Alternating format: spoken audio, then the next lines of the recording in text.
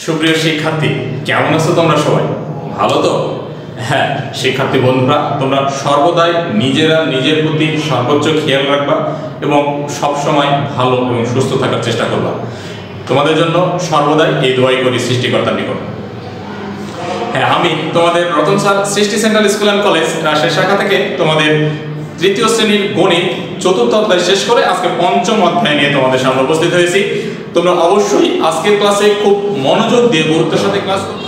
সুপ্রিয় শিক্ষার্থী, আজকে আমরা পঞ্চম অধ্যায়ের 5.1 পাঠে যে আছে সেই বিষয়গুলো নিয়ে আলোচনা করব। আজকে খুব ছোট্ট বিষয়, যেটা ক্লাস 2তেও তোমরা শিখেছো, জাস্ট ক্লাস 2 এর পুনরালোচনা। আমরা আজকে খুব সংক্ষেপে ভাগ প্রক্রিয়াটা শিখব এবং সমস্যা তৈরি করা শিখব। ভাগ প্রক্রিয়ার মাধ্যমে সমস্যা তৈরি করা এবং তা কিভাবে সমাধান করা যায় সেই বিষয় নিয়ে আলোচনা করব। তো চলো, আমি ছোট্ট একটা অঙ্ক তোমাদেরকে প্রথমে দেই। ছোট্ট অঙ্ক দিয়েই শুরু করি। ধরে নাও এখানে দেওয়া আছে 15 ভাগ 3। 15 ভাগ 3। তোমাকে যদি আমি খুব ইজিলি বলি যে এই অঙ্কটি ভাগ করে দাও, তাহলে তুমি কিন্তু সহজে 3 5 15 করে দেবে, তাই না? কারণ 3 এর ঘরের নামতা জানলে এটা আমি সহজে করতে পারি। এইটাতে একটা সমস্যা তৈরি করতে হবে, অর্থাৎ কথায় লেখার অঙ্ক করেছি না, মনে আছে তো? এই তো আমরা শেষ করলাম 60 পৃষ্ঠার গুণের অঙ্ক। এই কথায় লেখা অঙ্ক তোমাকে বানিয়ে দিতে হবে, তৈরি করতে হবে। তো তার আগে আমরা একটু ভাগটা শিখে নিই। ভাগ করার জন্য সবার আগে তোমার যে কাজটি দরকার, ধরো 15টা জিনিস আছে, এই 15টা জিনিস 3 জনকে ভাগ করে দেব। 15টা জিনিস কয়জনকে ভাগ করে দিবা? 3 জনকে। 3 5 15, তাই তো? দেখো, তাহলে আমি সহজেই করতে পারি কিভাবে। এই অঙ্কটাকে আমি সাজিয়ে নিতে পারি বা সরাসরি এক অঙ্কের সাথে এক অঙ্ক, 2 অঙ্কের সাথে এক অঙ্কের ভাগ যদি করি তাহলে আমি সরাসরি এক লাইনেই করতে পারি। তবে 2 অঙ্কের যখন আসবে, 2 অঙ্কের সাথে 2 তখন অবশ্যই আমাকে সাজিয়ে করতে হবে। যাক, আমি তোমাদের সাজিয়ে করা শেখাচ্ছি। দেখো, 3 দিয়ে যদি আমি 15কে ভাগ দিই, প্রক্রিয়া কিন্তু আমার এখন 2 ধরনের আসছে। ক্লাস 4 এবং 5 এ কিন্তু তোমাদের প্রক্রিয়াটা পরিবর্তন হবে, আমি সেটাও দেখাবো আস্তে আস্তে। যদি দেখো 3 দিয়ে 15কে ভাগ করব, সবার আগে আমি এককের ঘরকে চেষ্টা করব, সর্বশেষ, অর্থাৎ এখানে 2টা আছে দশকের ঘর, দশকের ঘরকে চেষ্টা করব ভাগ করা। 3 দিয়ে যদি আমি এই 1কে ভাগ দিই, ভাগ দেওয়া সম্ভব নয়, কারণ 3 এর চাইতে 1 ছোট। সেক্ষেত্রে আমি এই 2টিকেই ধরে নেব, অর্থাৎ একক এবং দশক। কত হলো? 15। এইবার দেখো 3 দিয়ে আমি এই 15কে ভাগ দিতে পারবো। 3 1কে 3, অর্থাৎ 3 এর ঘরের নামতা তুমি পড়তে থাকবা। 3 এর ঘরের নামতা তুমি পড়তে থাকবা যতক্ষণ অবধি না 15 পাবা। অনেক সময় 15 পাইতে পারো, কখনো কখনো নাও পাইতে পারো। যখন পাবা না তখন যে সমস্যাটা আসলে আমি সমাধান দিব পরে। এখন দেখো 3 5 15, খুব সিম্পল বিষয়। এবার আমার কাজ হচ্ছে এই ভাজ্যের সাথে এটা বিয়োগ করতে হবে। দেখো, উপরেও 15 আছে, নিচেও 15 আছে, বিয়োগ করলে কত হবে? 0 ইকুয়াল 0। ভাগ ফল কত পেলাম? 5। তাহলে উত্তর 5। এইবার এই ভাগের বিষয়গুলো নিয়ে আমি আলোচনা করব। উত্তর 5। এখানে আমি কয়টা বিষয় পেয়েছি? এইটা একটা, 5 0 একটা, 3 একটা, আর সবার আগে যেটা পেয়েছি 15 একটা, তাই তো? তাহলে এই 4টা জিনিসের নাম কি? সবার আগে যেটা আমার আছে ছোট 3, এর নাম হচ্ছে ভাজক। এর নাম কি বললাম? ভাজক। এবং ভাজক দিয়ে যাকে আমি ভাগ করছি তার নাম কি? ভাজ্য। তার নাম হচ্ছে ভাজ্য। ভাগ করে আমি যেটা পাইলাম এইটার নাম কি? ভাগফল। তোমরা জানো অনেক সময় ভাগ মিলে না, অবশিষ্ট থাকে, তাহলে সেই অবশিষ্ট সংখ্যাটিরও একটা নাম আছে, একে বলা হয় ভাগশেষ। তাহলে একটা ভাগ অঙ্কে কি কি থাকে আমরা পেয়ে গেছি। এখন এইবার আসো এই ভাগ অঙ্কটাকে। তাহলে সরাসরি আমরা লিখবো এভাবে, ভাজ্য। ভাগ অঙ্কে সবচেয়ে বড় অঙ্কের নাম হচ্ছে ভাজ্য। তাহলে সূত্রটা হয় এরকম, ভাজ্য ভাগ ভাজক সমান সমান ভাগফল।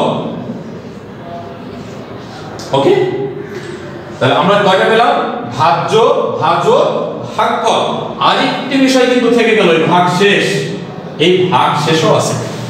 যখন আমরা ভাগ করে কিছু পাবো না তখন ভাগ শেষ থাকবে। আমাদের এই ভাগে কিন্তু তোমার 6টা সূত্র আছে। একটা নিঃশেষে বিভাজ্য হইলে আর একটা নিঃশেষে বিভাজ্য না হইলে। হ্যাঁ, নিঃশেষে বিভাজ্য হইলে এটা আবার কি জিনিস?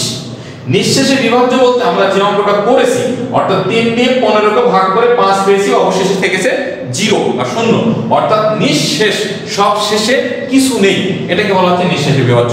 এই ক্ষেত্রে শুধুমাত্র এই 3টি বিষয়ই থাকবে। আর যখন ভাগ করে অবশিষ্ট কিছু থাকবে, 1 2 5 7 যাই থাক না কেন, তখন তাকে বলা হয় নিঃশেষে বিভাজ্য নয়। ঠিক আছে, ক্লিয়ার তো? আমি আবারও বলছি, যদি ভাগ করার পরে অবশিষ্ট কিছু না থাকে তাহলে তাকে বলা হয় নিঃশেষে বিভাজ্য। আর যদি ভাগ করার শেষে আর ভাগ দেওয়া যাচ্ছে না, অবশিষ্ট কিছু একটা থাকছে, তখন তাকে বলা হয় নিঃশেষে বিভাজ্য নয়। ঠিক আছে, এই ছিল আজকের ভাগ অঙ্ক। এখন এই ভাগ অঙ্ক দিয়ে আমরা এর সমাধান করব কি করে? ভাগ অঙ্ক দিয়ে এর সমাধানের একটা অর্থাৎ সমস্যা তৈরি করব এবং সমাধান করব। অর্থাৎ যে বিষয়টা তোমাদের বললাম আমি, যে কথায় লিখা অঙ্কটা কিভাবে আসবে। তো দেখো, বিষয়টা খুব সহজেই আসবে। আমি এটা মিশিয়ে দিচ্ছি, তোমরা একটু গুরুত্ব দাও। সূত্রটা অবশ্যই তোমরা মুখস্থ করে নিবা, যদিও তোমরা জানো ক্লাস 2 তে পড়েছো, তারপরে এখন একটু রিভিশন করে নিতে হবে। এইবার ধরো একটা অঙ্ক তোমাকে বলা হলো যে 21 ভাগ 3, 21 ভাগ 3। এখন যদি বলা হয় যে এটাতে একটা সমস্যা তৈরি করো, তাহলে আমরা খুব সহজেই সুন্দর করে এভাবে করতে পারি যে মিনা 21টি লিচু আছে, যদি সেগুলি 3 বন্ধুকে সমান ভাগে ভাগ করে দেয় তাহলে প্রত্যেকে কয়টি করে লিচু পাবে? লিচু কয়টি? 21টি। বন্ধু কয়জন? 3 জন। সমানভাবে ভাগ, তাহলে 3 দিয়ে 21 কে ভাগ। সিম্পল বিষয়। তাহলে আমরা অঙ্কটা সাজিয়ে দিতে পারি এবং খুব সহজেই সমাধান করতে পারি। এটা হচ্ছে তোমার সমস্যা তৈরি।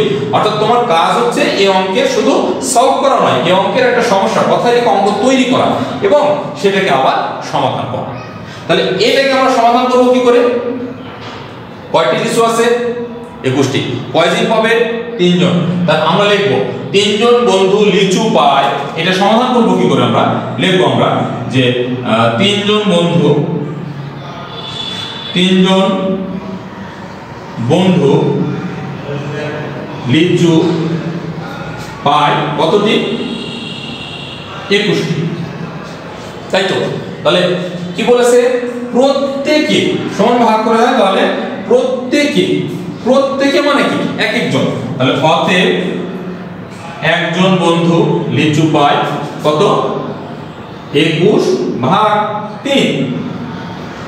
3 এর ঘরের নাম তো আমরা জানি, খুব সহজেই আমরা করতে পারি। 3 7 = 21টি। তাহলে উত্তর কয়টি হলো? 7টি। ঠিক আছে, এই একটা সিম্পল বিষয়। দেখো, তোমাদের বোঝার সুবিধার্থে আমি অঙ্কটা তুলে করলাম, অর্থাৎ স্বল্প সময়ের জন্য। যদি তোমাদের সামনে তুলতাম তাহলে একটু সময় বেশি লাগতো। তো যাও, এই একটা বিষয়। এখন প্রশ্ন হতে পারে, স্যার এটা আরেকটি সমস্যা কিভাবে তৈরি করা যেতে পারে? হ্যাঁ, আমি বলেছিলাম শুরুতেই যে একটি অঙ্ক 2 ভাবে সমস্যা তৈরি করা যেতে পারে। এখানে বলেছি প্রত্যেককে সমানভাবে ভাগ করে দিলে প্রত্যেকে কয়টি করে লিচু পাবে, এই প্রক্রিয়া করব। যদি আরেকটি প্রক্রিয়া করি, একটু মনোযোগ দিও, আমি আরেকটি প্রক্রিয়া করতে চাচ্ছি। সিফাত এর ওই একই ভাষাতে করি। সিফাতে ধরো 21টি কলম আছে, 21টি কলম আছে, প্রত্যেককে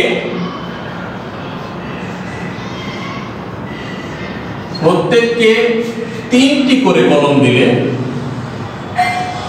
3টি, এটা কথায় লেখা হতে পারে, অঙ্কে লেখা হতে পারে, 3টি করে কলম দিলে কয়জন বন্ধু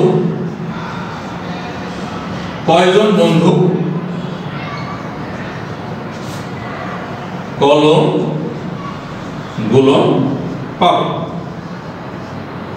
ক্লিয়ার? যদি 3টি করে কলম দেওয়া হয় তাহলে কয়জন বন্ধু কলম পাবে? আগে বলেছে প্রত্যেকে কয়টি করে লিচু পাবে, আগেরটাই বলেছিলাম, মানে কয়টি করে লিচু দিয়েছে। এবার বের করতে বলেছে কয়জন বন্ধু, জনটাকে ডান দিকে রাখতে হবে, তাই না? তাহলে আমরা অঙ্কটাকে সাধারণ সময় এভাবে লিখব, 3টি কলম কয়জন পাই? একজন, তাই তো? 3টি করে বলছে না, প্রত্যেকে 3টি করে, এই যে প্রত্যেকে 3টি করে কলম পায়, তাহলে 3টি কলম পায় একজন, 3টি কলম পায় একজন, তাহলে 21টি কলম পাবে কতজন? উত্তর কি আমার? কয়জন?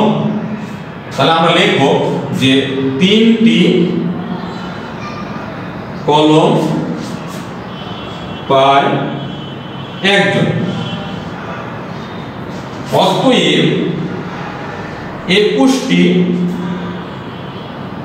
আমি লিখে দিলাম এটা, কলম পায় 21 ভাগ 3 জন।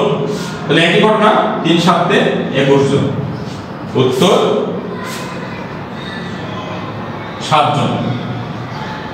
আগে কিন্তু বের করলাম টি, এবার আসলো জন, একই অঙ্ক কিন্তু। তাহলে আমার দুই ভাবে সমস্যা তৈরি করতে পারি, তাই না? একই অঙ্ক দুভাবে সমস্যা তৈরি করতে পারি। আর ছোট্ট একটা বিষয় আজকে শেখাবো তোমাদের, শিখে আজকে ক্লাস শেষ করবো। তো আমি এটা মিশিয়ে দিচ্ছি, শিক্ষার্থীরা একটু খেয়াল করো। আর শূন্যের সাথে 5 ভাগ বা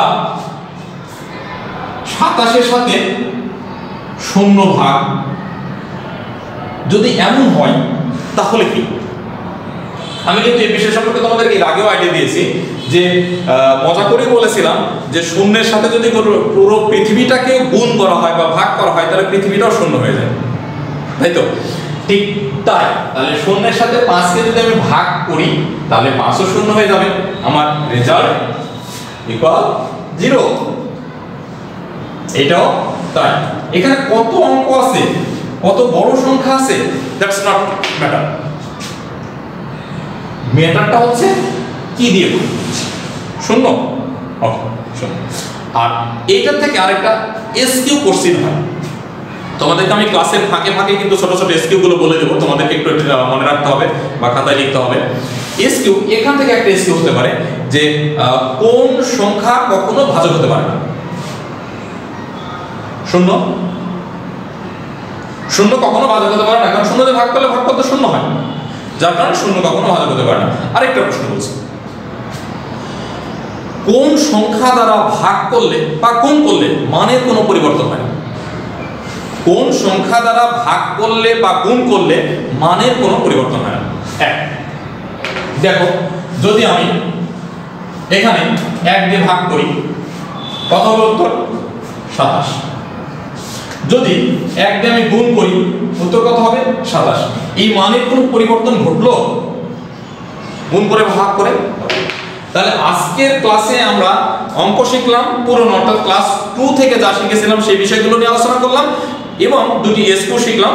এক হচ্ছে কোন সংখ্যা কখনো ভাজক হতে পারে না, উত্তর 0, এবং কোন সংখ্যা দ্বারা ভাগ করলে বা গুণ করলে মানের কোনো পরিবর্তন হয় না। 61 পৃষ্ঠা এবং 62 পৃষ্ঠা, হ্যাঁ একটু খেয়াল করো, দেখো এই যে এই 62 পৃষ্ঠা, এই অঙ্ক কয়টা হলো? এই যে 1 থেকে 6, এই যে দেখো এই বক্সের মধ্যে এতটুকু দেখালাম, এই 1 থেকে 6 এতটুকু অঙ্ক করবো, অর্থাৎ 62 পৃষ্ঠার উপরের অংশটা, এই অঙ্কটুকু করবো। ঠিক আছে, এটা প্র্যাকটিস করবা, আর যদি কোনো প্রবলেম ফেস করো তাহলে সরাসরি আমার সঙ্গে যোগাযোগ করবা। তো ভালো থেকো শিক্ষার্থীরা, আবারও দেখা হবে পরবর্তীতে নতুন একটি ক্লাস নিয়ে। ততদিন অবধি সবাই ভালো থেকো, সুস্থ থেকো, নিজের প্রতি খেয়াল রেখো। ধন্যবাদ।